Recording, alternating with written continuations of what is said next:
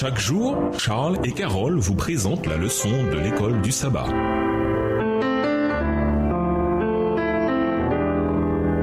Notre émission, Dieu nous parle. nous voilà à la leçon de dimanche, les conséquences fatales du spiritisme. La fable qui dit que la mort n'est qu'un passage vers une nouvelle étape de la vie est fondée sur le concept d'immortalité naturelle de l'âme. Tandis que l'Église s'éloignait de ses fondements bibliques afin de rendre sa foi compréhensible au monde romain, cette idée païenne l'a infiltrée assez tôt. La théorie de l'immortalité de l'âme est un des emprunts que Rome a fait au paganisme pour l'incorporer à la foi chrétienne. Citation du livre La tragédie des siècles au chapitre 33 à la page 483. Ne craignez pas ceux qui tuent le corps et qui ne peuvent tuer l'âme. Craignez plutôt celui qui peut faire disparaître et l'âme et le corps dans la géhenne. Matthieu 10, verset 28. Que devrait nous indiquer ce seul verset sur la prétendue immortalité de l'âme? Que devrait nous indiquer ce seul verset sur la prétendue immortalité de l'âme? Le Seigneur avait interdit à son peuple toute implication dans l'occultisme, quelle que soit la forme qu'il prenait. Il ne devait pas tolérer en leur sein les spirites ou les médiums, ceux qui consultent les morts. Deutéronome 18, le verset 11. Ces personnes devaient être lapidées à mort. Lévitique 20, le verset 27. Le châtiment peut sembler très dur, mais il était censé protéger Israël de l'adoration de faux dieux. La sorcellerie est démoniaque. Elle séduit les gens en les attirant dans une fausse adoration et contrefait une relation authentique avec Dieu. Mais elle ne peut jamais satisfaire les désirs les plus profonds du cœur. Le spiritisme est au cœur du plan de Satan pour enchaîner le monde. Mais Jésus, par sa grâce et sa puissance, libère les captifs des chaînes du mal. Lisons Ecclésiaste 9, le verset 5, Job 7, les versets 7 à 9 et Ésaïe 8, les versets 19 et 20. Que nous enseignent ces passages sur la mort et la communication avec les morts? Ecclésiaste 9, verset 5.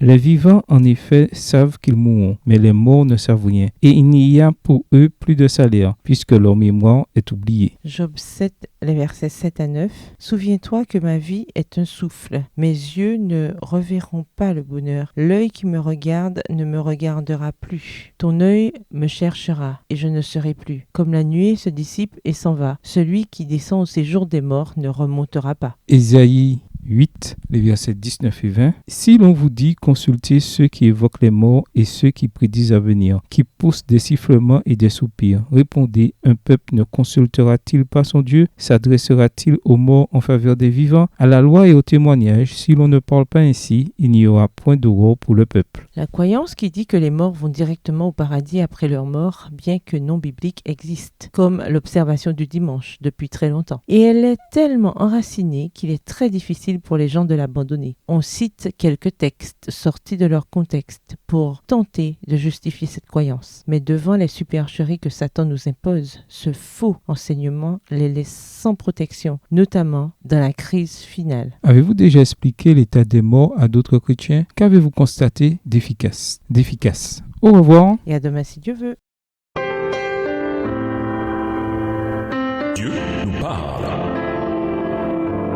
Chaque jour, Charles et Carole vous présentent la leçon de l'école du sabbat.